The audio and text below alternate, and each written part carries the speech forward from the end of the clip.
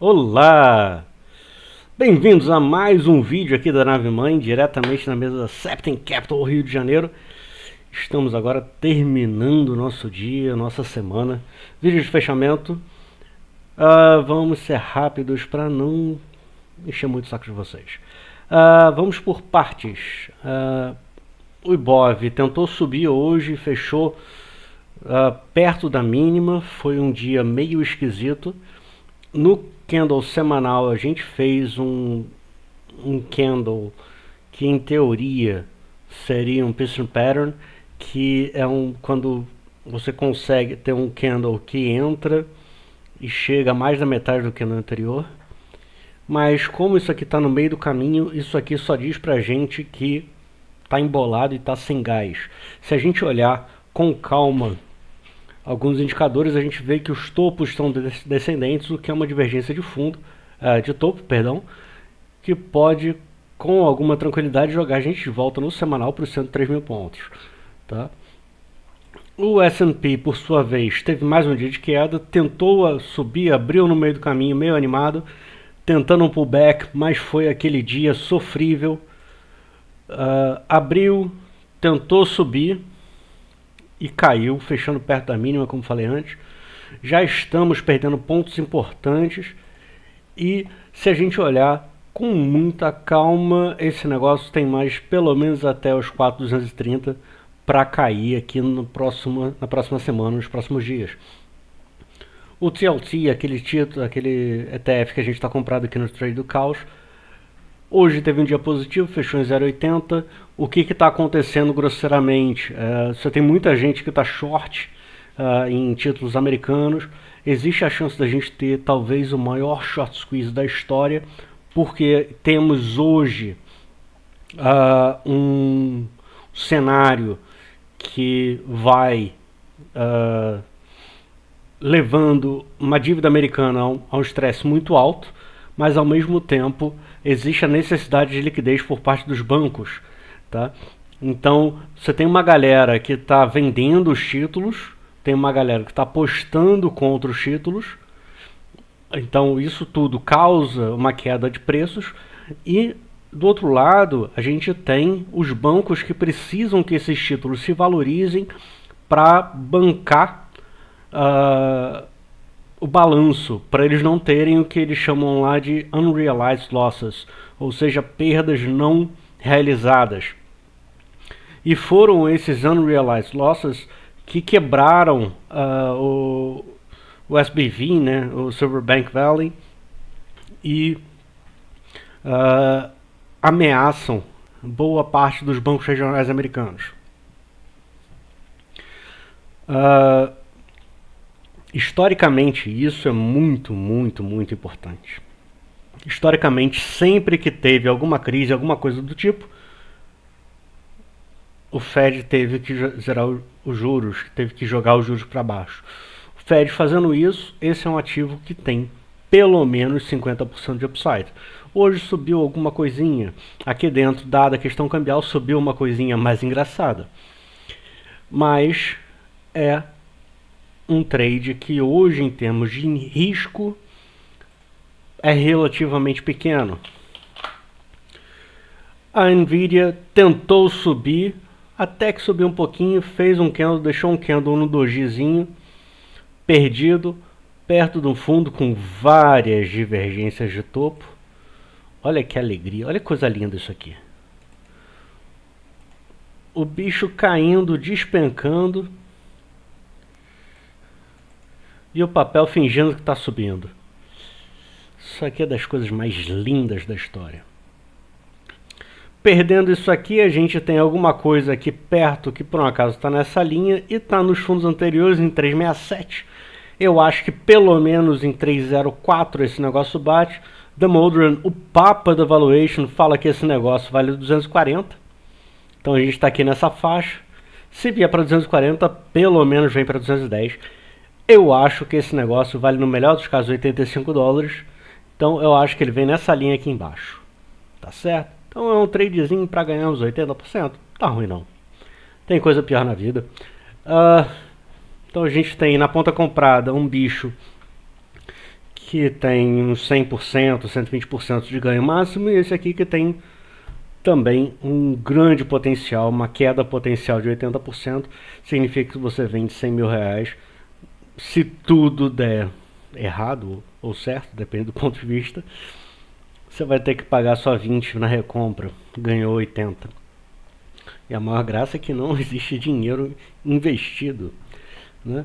Essa é uma graça muito engraçada. Então, S&P feio, frouxo, querendo cavar novos buracos, sem divergência, fundos mais baixos, fundos mais baixos, fundos mais baixos. O Ibov perdido, Petrolina mais perdido do que segue em tiroteio, fez um topo, outro topo, outro topo.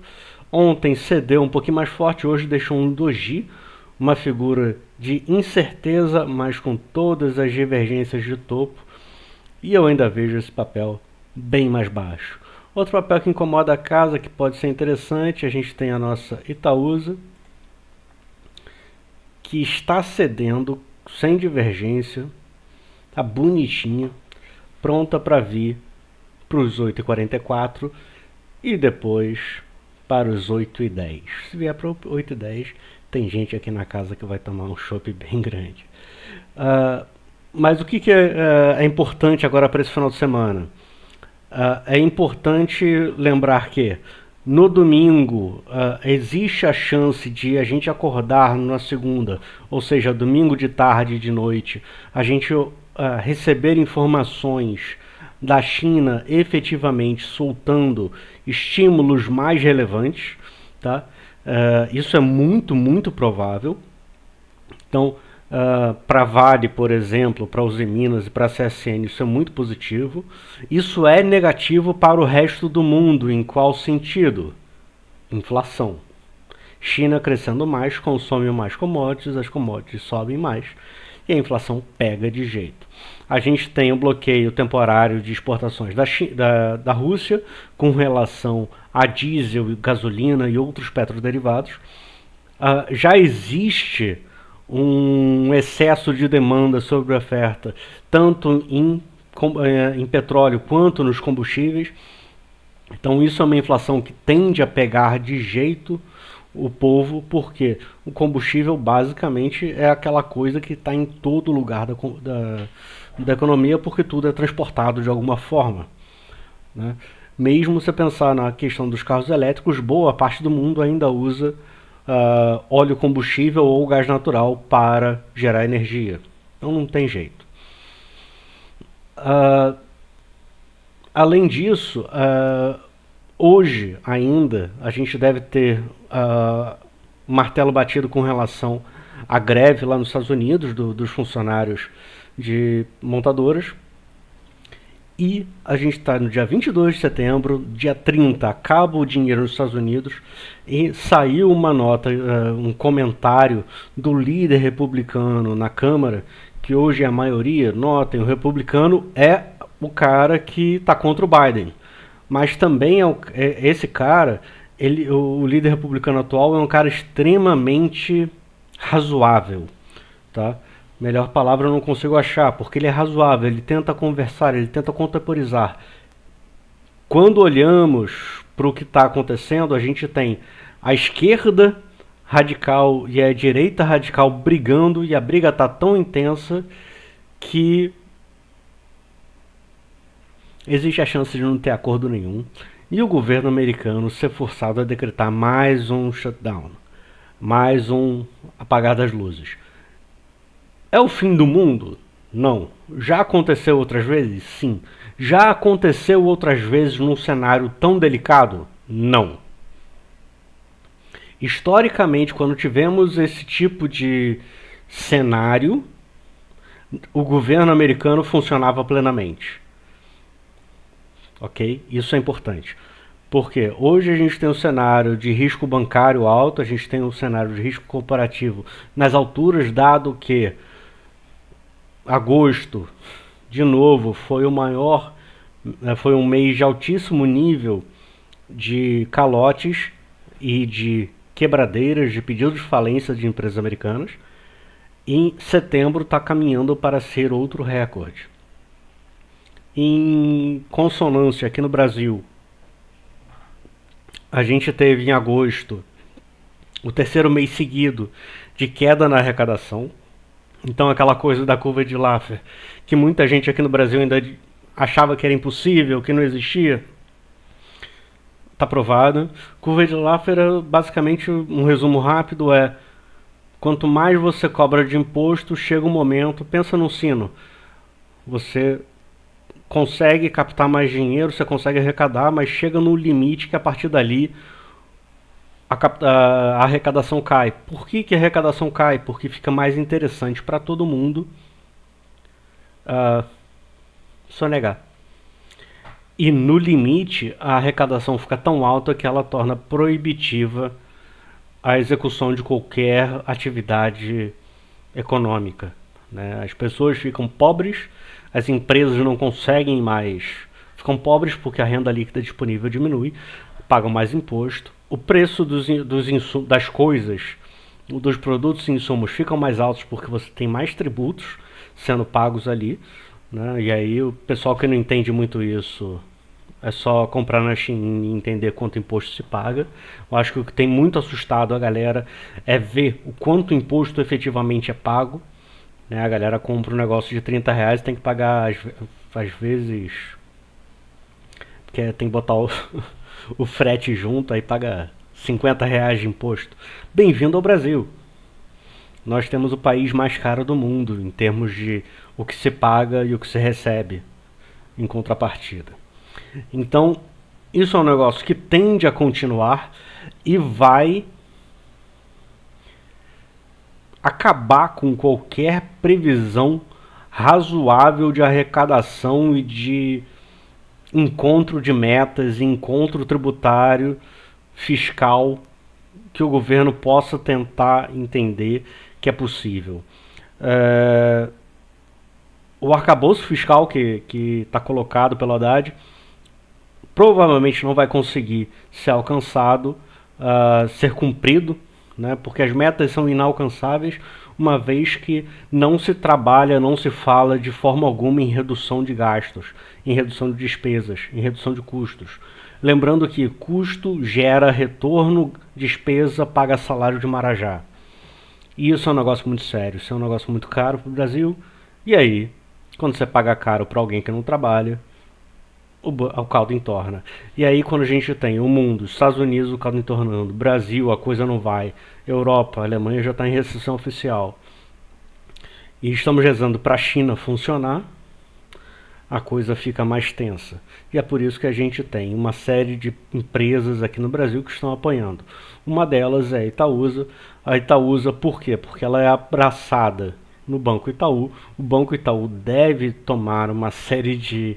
deve ser cobrado uma série de impostos antigos que foram negociados, mas hoje o STF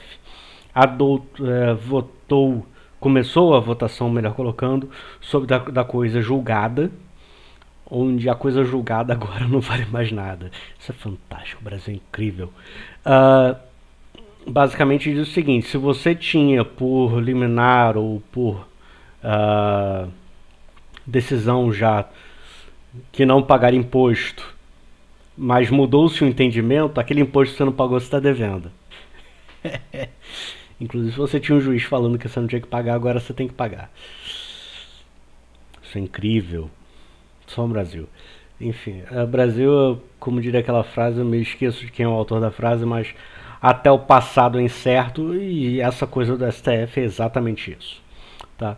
Então, basicamente, você tem bancos que tem uma questão de créditos e brigas tributárias que foram vencidas no passado, às vezes até distante, que podem ter que arcar novamente com isso.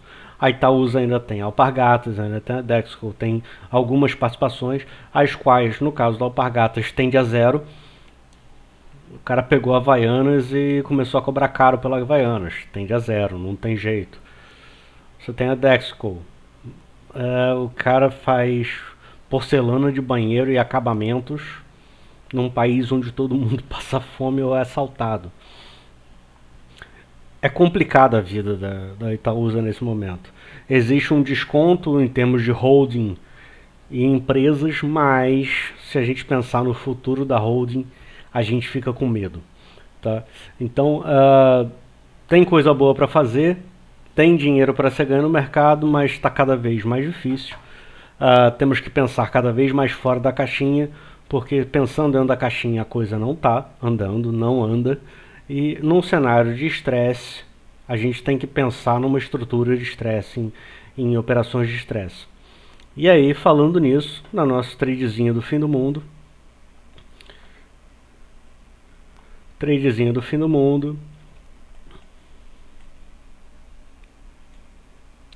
estamos ganhando aqui, em média, 8,5% desde o dia 11 de setembro. Ou seja, em 11 dias corridos, 8,5%. Tá ruim não. Tem coisa pior na vida. Tá certo? Então, basicamente, gente, vejam esse vídeo durante o final de semana. Se inscreva no canal, dá joinha, segundo o Renato. Mas, principalmente, vou ficar alimentando vocês com informações lá no grupo. E descansem, a semana que vem vai ser muito importante para o mundo. Estamos chegando em outubro. Outubro. Vai ser difícil dormir. Enfim, gente. Bom final de semana. Mesa fechada. E até segunda. Abraço.